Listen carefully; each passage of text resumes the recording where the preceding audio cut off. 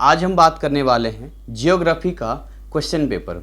Geography का question paper की बात करें तो ये 2013 का 2013 का क्वेश्चन पेपर है और इसमें जो है हम बहुत सारी चीज़ें जानेंगे और सीखेंगे और हमारी पूरी कोशिश रहेगी कि मैं आपको डिटेल में समझाऊं। तो अगर आपने अभी तक हमारे चैनल को सब्सक्राइब नहीं किया है तो जल्दी से चैनल को सब्सक्राइब करके बेल आइकन क्लिक कर दें, जिससे कि आपका नोटिफिकेशन भी ऑन कर लें। साथ में आप ये भी नोट कर लें कि जब भी हमारा कोई वीडियो आता है तो वो टाइम से आप देख लें, क्योंकि हमारा जो वीडियो का पर्पस होता है वो इसलिए होता है ताकि हम आपके एग्ज़ाम में आपके स्कोरिंग को बढ़ा सकें। एक और इसमें ज़रूरी सूचना बता दूं कि जिस पीडीएफ से मैं पढ़ा रहा हूं आपको, ये पीडीएफ यदि आप डाउनलोड करना चाहते हैं तो बड़ी इजीली आप जो है, जैसे हमारा यूट्यूब पर चैनल है GCC NIOS के नाम से, ठीक वैसे ही टेलीग्राम पर भी हमारा एक पब्लिक चैनल है GCC NIOS क्लासेस, जहां पर जाइए, चैनल को सब्सक्राइब कीजिए और ये सारे ऐसे बहुत सारे यूजफुल पीडीएफ और वीडियोज आप वहाँ पर देख सकते हैं और पीडीएफ को डाउनलोड कर सकते हैं। और यदि आप चाहते हैं कि आप ज्योग्राफी, हिस्ट्री, पॉलिटिकल साइंस के लेक्चर क्लासेस आप परचेज करना चाहते हैं तो वेरी अफोर्डेबल फ़ी, जितना कि 2-3 महीने का मोबाइल रिचार्ज करा लेते हैं, वेरी अफोर्डेबल फ़ी पे आपको इसको मतलब अवेलेबल करवा दिया जा रहा है। तो आप इसके लिए हमारे व्हाट्सअप नंबर 9643480201 पे कांटेक्ट कर सकते हैं। आइए फ़िलहाल जो है हम इस क्वेश्चन पेपर को देखते हैं। जैसा कि आपको स्क्रीन पर दिख रहा है, ये 2.5 घंटे का पेपर होता है और 2.5 घंटे के पेपर में जो है आपसे क्या होता है कि भाई 85 मार्क्स आपको कवर करना होता है। 85 मार्क्स आपको कवर करना होता है 2.5 घंटे के पेपर में। साथ में टोटल कितने क्वेश्चंस आपसे पूछे जाते हैं तो 24 क्वेश्चंस पूछे जाते हैं। और इसमें जो है क्वेश्चंस स्टार्ट हो गया। हिंदी मीडियम वाले भी देखेंगे ज़रूर और इंग्लिश मीडियम वाले भी देखेंगे, क्योंकि लैंग्वेज डजेंट मैटर यदि कॉन्सेप्ट आपको समझ में आता है तो। और कुछ इंग्लिश के टर्म होंगे तो मैं आपको साथ साथ में बताने की कोशिश करूँगा। जैसे खंड अ का जो सवाल यहाँ पर दिया है, इस क्वेश्चन में जो दे रखा है यहाँ पर कि दिए गए संसार के राजनीतिक रेखा मानचित्र पर 4 भौगोलिक लक्षणों को क्रम संख्या 1 से 4 तक दर्शाया गया है। ठीक है, तो इन लक्षणों को निम्नलिखित जानकारी की मदद से पहचानिए और प्रत्येक संख्या के सामने संबंधित लक्षण का सही नाम अपनी उत्तर पुस्तिका में लिखिए। तो जैसा कि आप ध्यान से देखिए, सबसे पहले तो यहाँ पर लिखा गया है पठार, पहला है पठार, दूसरा है ज्वालामुखी, तीसरा है धारा और चौथा है मुख्य अक्षांश। तो अगर आप इसमें इस मैप को ध्यान से देखेंगे तो इसमें कुछ आपको यहाँ पर दिया गया, यहाँ पर तो यहाँ पर लिखा भी था क्रम संख्या में निम्नलिखित जानकारी मदद कीजिए, प्रत्येक संख्या के उत्तर अपनी नोटबुक में, आपको जो आंसर बुक है उसमें आपको लिखना है यहाँ पे।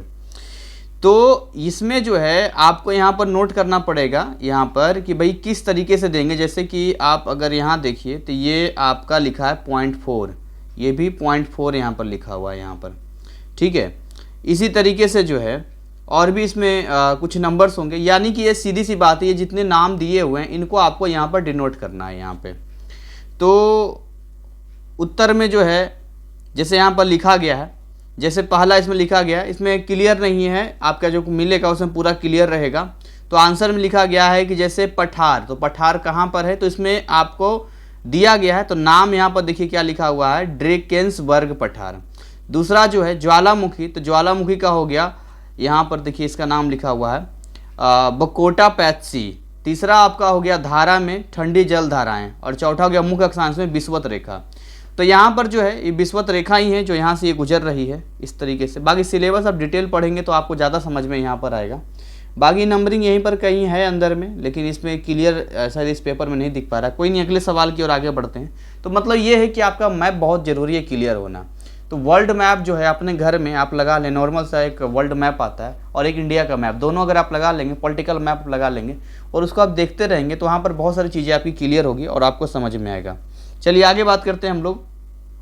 देखिए इंडिया का एक मैप दिया हुआ है, हमारे भारत का कितना प्यारा मैप यहाँ पर दिया हुआ है। तो इस इंडिया के मैप में देखिए इसमें कुछ नंबर दिए हुए हैं। जैसे नंबर कहाँ कहाँ आप देख लीजिए यहाँ पे, जैसे कि यहाँ पर नंबर 1 दिया हुआ है, यहाँ नंबर 2 दिया हुआ है, यहाँ नंबर 3 दिया हुआ है और यहाँ पर नंबर 4 दिया हुआ है यहाँ पर। ठीक है, तो ये जो नंबर्स आपको दिए गए हैं, अब इस पे देखते हैं कि किस तरह के सवाल यहाँ पूछता है यहाँ पर।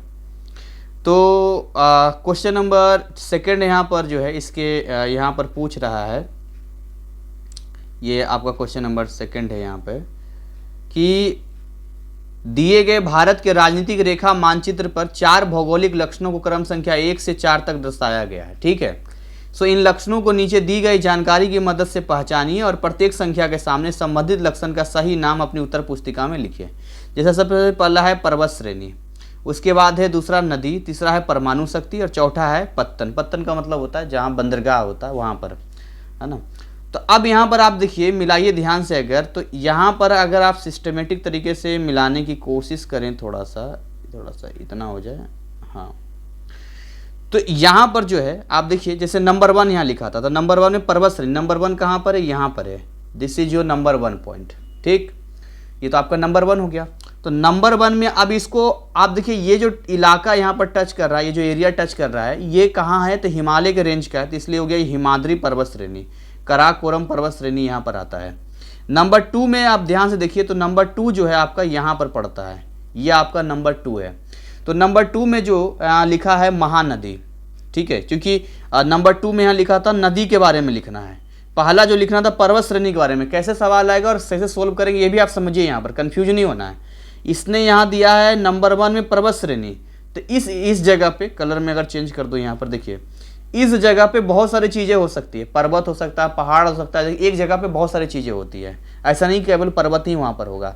लेकिन क्योंकि ये आपसे नंबर 1 पॉइंट में कह रहा है कि पर्वत श्रेणी के बारे में ही आपको बताना है, तो फिर आपको ये सोचना पड़ेगा कि भाई ये जो नंबर 1 है वहाँ पर कौन सी पर्वत श्रेणी है या कौन सा, तो इसलिए हमारा आंसर था हिमाद्री पर्वत श्रेणी। और क्वेश्चन नंबर दूसरे वाले में नदी के बारे में बताना था, और ये इंडिकेट कर दिया यहाँ पर कि ये जो है ये पॉइंट 2 है यहाँ पर। तो अगर ये पॉइंट 2 है यहाँ पर और यहाँ नदी के बारे में बताना, तो आपको देखना पड़ेगा कि इस पार्टिकुलर जगह पे कौन सी नदी होती है, यानी कि आपको इंडिया के मैप में भी बड़े क्लियर करना पड़ेगा कि कौन सी नदी किधर से आती है, किधर से जाता है। मैं कुछ चीज़ें अभी क्लियर आपको नदियों के बारे में बता देता हूँ, आप वहाँ तो खैर पढ़ेंगे तो मैं आपको बताऊँगा, लेकिन अभी कुछ चीज़ें मैं नदियों के बारे में बता देता हूँ। अच्छा, तीसरा बात करते हैं, तीसरा है परमाणु शक्ति। तो तीसरा पॉइंट यहाँ पर देखिए, परमाणु शक्ति यहाँ पर सबसे साउथ इंडिया में हमारा न्यूक्लियर पावर प्लांट लगा हुआ है, तो यहाँ पर जो है इसका सीधा सा होगा कलपक्कम होता है, इसका कलपक्कम पावर प्लांट आप याद रखिएगा यहाँ पर, खासकर इस जगह पर। चौथा देखिए यहाँ पर इलाका दे दिया है, ये गुजरात का इलाका लगता है, साइड किधर हो जाता है इसमें, तो इसमें जो है पत्तन, तो पत्तन में गुजरात का कोई होगा यहाँ पर, उसका नाम कांदला है। तो देखिए इस तरीके से मैप भी इतना आसान नहीं है, मैप को भी आप डिटेल में आप पढ़ेंगे, मैं सिलेबस जब आप मेरा पढ़ेंगे तो मैं आपको बताऊंगा। चलिए एक बार नदियों के बारे में थोड़ा सा मैं आपको जानकारी दे देता हूँ कि इंडिया के मैप में किस तरह से नदियाँ चलेगी। जैसे कि आप सभी जानते हैं यहाँ पर ये ऐसे जाता है यहाँ तक, यहाँ पर ये हिमालय पर्वत होता है। हिमालय पर्वत का अगर टोटल लेंथ आप देखते हैं तो जहाँ तक मुझे याद है हिमालय पर्वत का ये लेंथ 2800 किलोमीटर का रेंज है ये, हाँ 2800 किलोमीटर है टोटल लंबाई इसकी, 2800 किलोमीटर टच करता है ये। तो 2800 किलोमीटर टच करता है, तो यहाँ से कुछ नदियाँ निकलती है। जैसे देखिए, अगर आप देखेंगे गंगा नदी के बारे में, तो गंगा यमुना नदियाँ जो निकलती है, यमुना यमुनोत्री से निकलती है, गंगा गंगोत्री से निकलती है। तो ये नदियाँ यहाँ से इस तरीके से, कलर में चेंज कर देता हूँ, थोड़ा सा नॉलेज मैप का होना ज़रूरी है, तो मैं पढ़ाता रहता हूँ, तो मुझे नॉलेज है यहाँ पर, मैं CBSE का पढ़ाता रहता हूँ, तो फिर मैंने कहा आप लोगों को ही पढ़ा दिया जाए। तो इस कंडीशन में अगर यहाँ पर आप देखिए, तो यहाँ से जो नदियाँ निकलती गंगा वगैरह, तो ये आपका हो गया बिहार, है ना, ये आपका हो गया, नहीं बिहार ये नहीं, ये यूपी हो गया, ये आपका हो गया यूपी, और ये आपका हो गया बिहार, ये और साइड में इधर आप इधर की ओर आएंगे यहाँ पे, तो आप देखेंगे कि आप वेस्ट बंगाल में एंटर कर जाते हैं। तो आप देखिए जो गंगा नदी होती है ये इस तरह से ये यूपी में भी आती है, फिर ये बिहार से भी पटना वगैरह से गुजरता है, और फिर ये बंगाल की खाड़ी में, पश्चिम बंगाल में नीचे गिर जाता है यहाँ पर, ठीक है। आप मैप में थोड़ा समझिए, अगर आप देखिएगा तो नीचे यहाँ होता है ये हिंद महासागर, ये क्या है, ये हिंद महासागर है ये, और अगर आप इधर आएंगे तो अरब सागर हो गया ये चीज़ें आपको क्लियर होनी चाहिए, जितनी जल्दी आप क्लियर कर लेंगे उतना बढ़िया। ये अरब सागर आपका हो गया। और अगर आप आते हैं जैसे इधर के साइड में, तो प्रशांत महासागर हो गया ये, ठीक, क्या हुआ, ये हो गया प्रशांत महासागर। तो कहने का मतलब और मीनिंग में क्या आपको बताना चाह रहा हूं यहाँ पे, कि जब आप इस तरीके से बात करते हैं तो यहाँ पर क्या कैसे नदियों को होता है, एक बार और थोड़ा सा आप समझिए और देखिए, यहाँ पर मैं आपको बताता हूँ। तो ये तो जो एक नदी यहाँ पर हो गया, यहाँ इलाका अरुणाचल प्रदेश का है, यहाँ से एक नदी निकलती है ब्रह्मपुत्र नदी, ध्यान दीजिएगा, कौन सी नदी निकलती है, ब्रह्मपुत्र नदी निकलती है। तो ब्रह्मपुत्र नदी निकलती है, उसका एक नाम शायद है, जहाँ ये गंगा नदी और ब्रह्मपुत्र नदी एक जगह मिलती है, यहाँ ये और इधर से ब्रह्मपुत्र नदी आती है, एक जगह मिलती है, मुझे नाम क्लियर नहीं आ रहा है। ब्रह्मपुत्र नदी और गंगा नदी का एक मिलन होता है, उसका एक पार्टिकुलर नाम है। और ये ब्रह्मपुत्र नदी जो है यहाँ से, ये भी बंगाल की खाड़ी में ही, यहाँ पर आके बंगाल की खाड़ी में ही आके गिरता है यहाँ पे। तो आपको ये समझना होगा कि सारी नदियों में जो ब्रह्मपुत्र नदी है, वो ब्रह्मपुत्र नदी की जो डायरेक्शन है वो बिल्कुल अलग है। सारी नदियाँ देखिए कैसे चल रहा है, तो सारी नदियाँ चल रहा है इस तरीके से, इस तरह का मूवमेंट है। लेकिन ब्रह्मपुत्र नदी अगर आप देखेंगे तो ब्रह्मपुत्र नदी का उल्टा है इसका है। देखिए गिरना उसको बंगाल की खाड़ी में, बे ऑफ बंगाल में ही है, लेकिन क्या है कि उसका जो कंडीशन आप देखते हैं वो उल्टा हो जाता है। तो दो सिस्टम तो मैंने आपको बता दिया। एक सिंधु नदी है, जो कि सिंधु नदी जो है भारत और पाकिस्तान के बीच में है। भारत से होते हुए सिंधु नदी जो है पाकिस्तान में एंटर करती है, और लगभग सिंधु नदी भी 2500 किलोमीटर के आसपास का उसका रेंज है, जो अरब सागर में गिरती है। तो सिंधु नदी की अगर बात करें, यहाँ सिंधु नदी निकलती है, निकलने के बाद सिंधु नदी जो है इस तरीके से यहाँ से ये इधर पाकिस्तान में एंटर करता है। पाकिस्तान में एंटर करने के बाद बलूचिस्तान वगैरह वहाँ एंटर करने के बाद वो फिर जो है इधर बंगाल की खाड़ी में यहाँ पर गिरता है यहाँ पर। तो आपको ये बात बहुत ही क्लियर समझना पड़ेगा और जानना पड़ेगा कि मैंने 3 नदी का सिस्टम आपको बताया है। एक इधर बताया, ब्रह्मपुत्र नदी के बारे में बताया है यहाँ पर, ठीक है, ब्रह्मपुत्र नदी के बारे में बताया, गंगा नदी के बारे में बता ही दिया, यमुना नदी वगैरह जानते हैं। ये छोटा सा इलाका दिल्ली है, यहाँ पर बहुत छोटा है, दिख नहीं रहा होगा ये, है ना, ये दिख नहीं रहा होगा ये इलाका, ये छोटा दिल्ली यहाँ पर है, दिल्ली दिख नहीं रहा होगा, यहाँ से होकर गुजरता है। तो इन नदियों का इस तरह से होता है। बाकी इन नदियों के कई सारे उप नदियाँ होती हैं, उप नदियों से जाता है। तो वैसे ही भारत 3 तरफ से आप देखेंगे समुद्र से ही घिरा हुआ है ये, ठीक है। अच्छा, एक सवाल आपसे पूछता है कि भारत का कौन सा एक पड़ोसी देश है जिसकी जो बॉर्डर है वो बहुत ज़्यादा, मतलब सबसे ज़्यादा लंबा है। तो आप ध्यान से देखेंगे इधर चाइना है, तो चाइना का तो है ही है बड़ा, कई लोग जवाब में चाइना लिख देते हैं, लेकिन चाइना सही जवाब नहीं है। क्यों नहीं चाइना सही जवाब है? चाइना इसलिए सही जवाब नहीं है क्योंकि अगर आप देखिए यहाँ पर बांग्लादेश है, यहाँ पर जो देखेंगे यहाँ पर ये जो दिखता है, आज मेरा मार्कर चल नहीं रहा है भाई,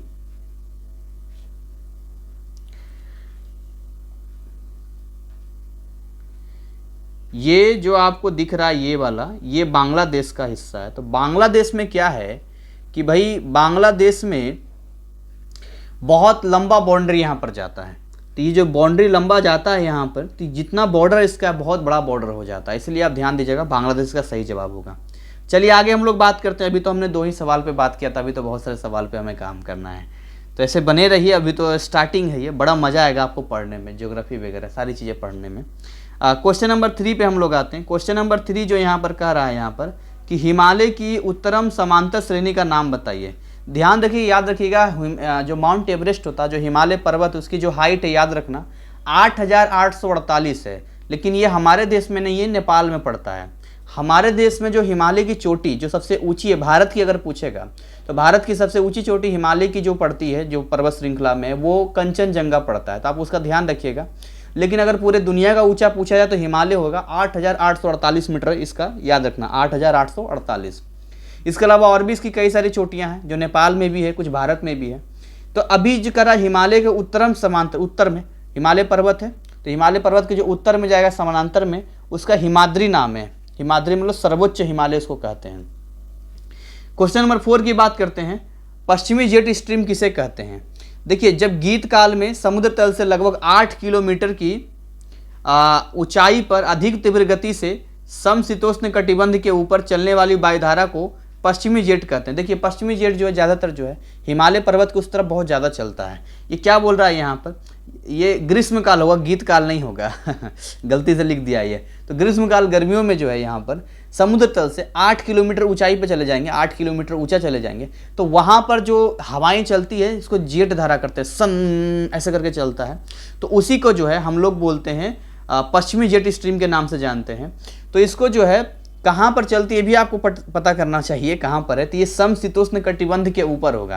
ये सारी जानकारी जो है डिटेल में, अगर आपको कई बार समशीतोष्ण कटिबंध नहीं समझ में आता होगा, बहुत सारे टर्म आपको नहीं समझ में आते होंगे, तो आप सिलेबस जब हमारा परचेज करेंगे उसमें आप पढ़ेंगे तो डिटेल आपको समझ में आएगा और बहुत ही क्लियर तरीके से मैं आपको बताऊँगा। क्वेश्चन नंबर 5 की बात करते हैं। क्वेश्चन नंबर 5 यहाँ पर कहता है कि किन्हीं 2 अनवीकरणीय जैविक संसाधनों की पहचान कीजिए। तो देखिए, अगर 2 अनवीकरणीय जैविक संसाधनों की बात करते हैं, सबसे पहली बात तो ये समझना पड़ेगा, अनवीकरणीय, नवीकरणीय नहीं है, अनवीकरणीय है। और साथ में जैविक वर्ड जोड़ दिया। जैविक का मतलब होता है कहीं ना कहीं ये जीवित प्राणियों से जुड़ा हुआ काम है, संसाधन तो आप जानते ही हैं। और यहाँ पर हाफ नंबर यानी आधा नंबर का 1 मार्क्स का सवाल यहाँ पर है।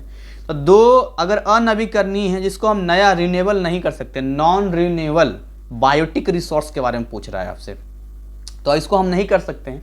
तो एक तो कोयला हो गया, कोयला तो बायोटिक है, और दूसरा खनिज तेल हो गया, दोनों ही बायोटिक में ही आते हैं। लेकिन अब इसमें देखेंगे इसको रिन्यूएबल नहीं कर सकते, एक बार खत्म हो गया तो खत्म हो गया। क्वेश्चन नंबर 6 पे आते हैं हम लोग। क्वेश्चन नंबर 6 क्या कहता है कि खनिजों का संरक्षण क्यों आवश्यक, कंजर्वेशन। देखिए अगर आप खनिजों का संरक्षण नहीं करेंगे, कंजर्वेशन नहीं करेंगे, तो इस मामले में पता गड़बड़ क्या होगा। गड़बड़ क्या होगा, अपने टाइम में तो हम भरपूर इस्तेमाल कर लेंगे, भरपूर यूज कर लेंगे, लेकिन जब अगली पीढ़ी की बात आएगी, नेक्स्ट जनरेशन की बात आएगी, तो उस कंडीशन में फिर उनके पास जो है यूज करने के लिए चीज़ें नहीं रहेगी। तो हमें ना एक तरह से हम बोल सकते हैं कि हमें कंजर्वेशन यानी कि हमें बचा के चलना चाहिए, हिसाब किताब से चलना बहुत ज़रूरी होता है। तो वही सारी चीज़ें लिखा हुआ। खनिज जो होते हैं एक तो नॉन रिन्यूएबल होता है, जिसको एक बार यूज करने के बाद आप रिन्यू नहीं कर सकते हैं, इसके लिए इसका संरक्षण बहुत ही ज़रूरी है। और आप अगर इसका कुशल उपयोग नहीं करेंगे, समझदारी से इस्तेमाल नहीं करेंगे, तो इसका जितना ज़्यादा शोधन आप टेक्नोलॉजी जितना भी आप लगा लीजिए, तो आप टेक्नोलॉजी का सही इस्तेमाल तब होगा जब इसके डेवलपमेंट में आप रिसाइकिल पे काम करेंगे तो ज़्यादा बढ़िया रहेगा। और इसका जो बाकी चीज़ें हैं ट्रांसफ़र यानी कि बिल्कुल ही हम यूज करके फिर नया यूज करते हैं, इसका रिसाइकलिंग होनी चाहिए। तो खनिजों में देखते हैं लोहा जितना मेटल्स आता है सब खनिज में आता है, तो ये इनका रिसाइकिल किया जा सकता है। सोना वगैरह देखिए, आपके दादी और उनके दादी के ज़माने का भी सोना हो सकता है घर में, होता कि नहीं होता, खानदानी हार जिसको कहते हैं। तो ये रिसाइकिल होना बहुत ही ज़रूरी होता है। एक सोना गला की कितनी सारी चीज़ें बन जाती है। ये सारे आंसर तो आप खुद भी लिख लेंगे। अच्छा, क्वेश्चन नंबर 7 की बात करते हैं यहाँ पे। क्वेश्चन नंबर 7 क्या कहता है, क्वेश्चन नंबर 7 कहता है समुद्र समीर की किन्हीं 2 विशेषताओं का उल्लेख कीजिए। समीर मतलब हवा ही होता है, वायु को ही कहते हैं, एयर को ही हम लोग कहते हैं, लेकिन अलग अलग हिसाब से अलग अलग इनका नाम होता है, हम सब इस सिलेबस में पढ़ेंगे। तो ये जो है आप देखिए 1 into 2 मार्क्स, ये 2 मार्क्स का सवाल है यहाँ पर है। तो समुद्र 2 विशेषताएं हैं, तो मतलब 1-1 मार्क्स का है जिसमें आपको मिलेगा यहाँ पे। तो समुद्र समीर की 2 विशेषताएं निम्नलिखित हैं। सबसे पहला ये है कि वायु से स्थल की ओर चलती है। देखिए एक समुद्र समीर होता है, एक स्थल समीर होता है, इन दोनों में फ़र्क समझिएगा। स्थल समीर और समुद्र समीर, मैं आपको दोनों चीज़ें क्लियर करके आपको बताऊंगा, क्योंकि मैं साइंस का टीचर हूँ और सोशल साइंस भी पढ़ा रहा हूँ, तो बहुत डिटेल में आपको जानकारी दूंगा। तो देखिए यहाँ पर कह रहा है समुद्र समीर का मतलब होता है जो वायु समुद्र से स्थल की ओर चलता है। अब देखिए समुद्र से स्थल की ओर कैसे चलेगा सर, और अगर स्थल समीर पूछेगा तो स्थल से समीर की ओर चलता है, ये समुद्र की ओर चलता है। तो आपको एक चीज़ सबसे पहले समझना होगा कि हवा जो होता है जहाँ गर्म होता है तो गर्म हवाएं हमेशा ऊपर की ओर उठती है, गर्म हवाएं हमेशा ऊपर की ओर। इसका एग्जाम्पल मैं आपको दे सकता हूँ कैसे गर्म हवा ऊपर की ओर उठता है। देखिए ठंड के दिनों में जब रूम हीटर होता है तो रूम हीटर कभी भी ऊपर कोने में नहीं लगाया जाता, हमेशा नीचे ज़मीन पर रखा जाता है ताकि गर्म हवाएं ऊपर उठेगी। इसके अलावा मैं आपको बता दूं घर में जो एसी लगा होता है, एयर कंडीशनर लगा होता है, वो हमेशा जो है हमेशा ऊंचाई पर लगा होता है, क्योंकि अगर आप उसको नीचे लगा देंगे तो होगा ये, आप मेरी बात समझिएगा। जैसे मान के चलिए कमरा इतना कमरा है, कमरे के आधे हाइट में आपने एसी लगा दिया है, तो जो नीचे की गर्म हवा है ऊपर आएगी ना, ऊपर गर्म हवा, उसको तो ये बाहर निकाल देगा, लेकिन एसी के ऊपर का जो गर्म हवा है उसको बाहर नहीं निकाल पाएगा, क्योंकि गर्म हवा का नेचर ही होता है हल्का हो जाने के बाद लो डेंसिटी की वजह से वो ऊपर की ओर उठ जाता है। इसलिए हमेशा सबसे ऊपर लगाया जाता है एसी, ताकि नीचे कमरे की जितनी गर्म हवा ऊपर की ओर जाएगी और वो सारा एसी बाहर निकाल देगा।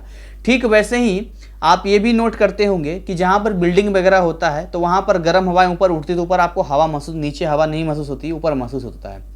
अब आप इसको समझते हैं।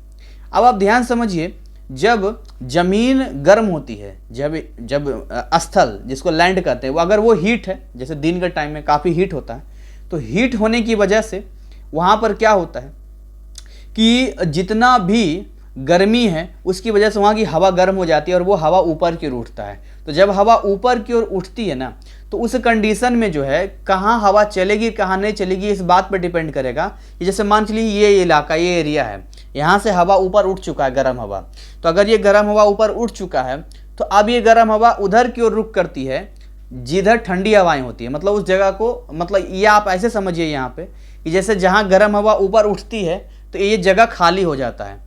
ये खाली जगह को भरने के लिए अगर अगल बगल में समुद्र होगा, नदी होगा, तो ठंडी हवा दौड़ के यहाँ पर भरने के लिए आती है।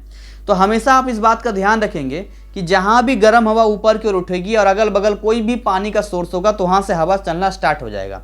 यानी अगर दिन के टाइम की हम बात करें तो धरती जो है गर्म होकर वहाँ की हवाएं ऊपर उठ जाती है और अगल बगल अगर कोई समुद्र वगैरह होगा तो वहाँ से हवा आएगी, यानी समुद्र से स्थल की ओर चल रहा है। तो यही आपका हो गया समुद्र समीर। समझ में आ रही बात मैं क्या कर रहा हूँ यहाँ पे। लेकिन कई बार ऐसा होता है कि रात के टाइम में जैसे समुद्र वगैरह में हीट अगर वहाँ पर है तो वहाँ अगर हवा गर्म होकर ऊपर उठता है तो उस कंडीशन में फिर जो है यहाँ से धरती से मतलब स्थल से समुद्र की ओर हवा उधर की ओर जाती है, उसको भरने के लिए जाती है। तो ये बात आपको समझ में आ गई होगी।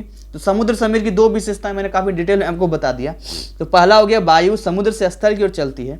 दूसरा यहाँ पर यह है कि यह दोपहर से कुछ पहले चलना आरंभ करती है। मैंने बता रहा हूँ दोपहर से कुछ पहले, क्योंकि दिन के टाइम में ये होगा, दिन में ही धरती गर्म होगी और उसके बाद यहाँ की हवा ऊपर उठेगी। तो यह दोपहर से कुछ पहले चलना आरंभ करती है और उसकी तीव्रता दोपहर और दोपहर के बाद सबसे दोपहर के बाद इसलिए उसकी तीव्रता होती है तब तक धरती तप जाती है और धरती के तप जाने की वजह से वहाँ का जो गर्म हवा है ऑलरेडी ऊपर की ओर उठ जाता है। तो वो जितना खाली जगह होता है उसको भरने के लिए आता है। आप समझिए पहले के जगह में, पहले के टाइम में सरोवर, नदी या सारी चीज़ें बनाई जाती थी। क्यों बनाई जाती थी? इसलिए बनाया जाता था कि भाई सिंपल सी बात है, आप मुझे बताइए वहाँ पर गर्म हवा अगर ऊपर की ओर उठेगा तो वहाँ पानी का सोर्स होगा, तभी तो उसको भरने के लिए दौड़ेगा, तो महसूस होगा कितना बढ़िया ठंडा हवा चल रहा है, मज़ा आ रहा है। तो आप समझिए यहाँ पे अगर अगल बगल में कोई समुद्री नहीं है, नदी नहीं है, झरना ही नहीं है, तो गर्म हवा ऊपर उठ भी जाएगा तो उसको भरने के लिए कहाँ कोई ठंडी हवा आएगा। इसके अलावा तीसरा पॉइंट है, इन शीतल पवनों का तटीय भागों के मौसम पर प्रभावकारी प्रभाव पड़ता है। तो ये जितने ठंडी हवाएं होती है तो जो तटीय क्षेत्र होते हैं, किनारे में बसे हुए इलाके होते हैं, वहाँ पर मौसम ठंडा हो जाता है। तो देखिए मैं केवल ज्योग्राफी को वीवीआई करके नहीं पढ़ा रहा हूँ, ये तो केवल क्वेश्चन आंसर है, तो आपको इतना मजा आ रहा है। जब आप पूरा सिलेबस मुझसे पढ़ेंगे तो सोचिए कितना आपको मजा आएगा। चलिए आगे हम लोग बात करते हैं, क्वेश्चन नंबर 8 की बात करते हैं। यहाँ पर क्या क्वेश्चन नंबर 8 है? यहाँ पर प्रश्न संख्या 8 की अगर हम बात करें यहाँ पर तो लिखा है यहाँ पर लिंग अनुपात का अर्थ लिखिए। देखिए लिंग अनुपात क्या होता है? लिंग अनुपात जैसे होता है कि 1000 लड़कों पर कितनी लड़कियां हैं, इसको लिंग अनुपात के रूप में देखा जाता है। अलग अलग राज्यों में अलग अलग इसका अपना एक बायोडाटा है। जैसे आप इसमें चले जाएंगे हरियाणा वगैरह में तो 1000 मतलब एक डाटा मैंने पढ़ा था, 1000 लड़कों पे लड़कियों की संख्या कम है, या अलग अलग स्टेट की अलग अलग अपनी कहानी है। तो लिंग अनुपात का अर्थ लिखिए। 2001 की जनगणना के अनुसार भारत में लिंग अनुपात क्या है? तो 2001 का आपको यहाँ पर बताना है कि जब जनगणना हुआ था तो भारत के लिंग अनुपात क्या, उसको आपको देखिए अगर इंडिया लेवल का हो तो ओवरऑल फिर बात करेंगे हम लोग, फिर किसी स्टेट की हम लोग बात नहीं करेंगे। तो आंसर लिखा है कि लिंग अनुपात से आशय है, अगर आप लिंग अनुपात की बात करते हैं इसका मीनिंग ये है कि किसी क्षेत्र में प्रति 1000 पुरुषों पर महिलाओं की कितनी संख्या, पुरुष और महिला हम बोल सकते हैं यहाँ पर, मेल फीमेल। तो इस प्रकार स्त्री पुरुष की संख्या का लिंग अनुपात निकाला जाता है। भारत की 2001 की जनगणना के अनुसार देश में प्रति 1000 पुरुषों की तुलना में 933 महिलाएं, थोड़ा सा कट गया है वो, यानी कि भारत में ठीक ठाक रेशियो पूरा ओवरऑल अगर पूरे भारत की बात करें तो 933 महिलाएं हैं यहाँ पे, ठीक है।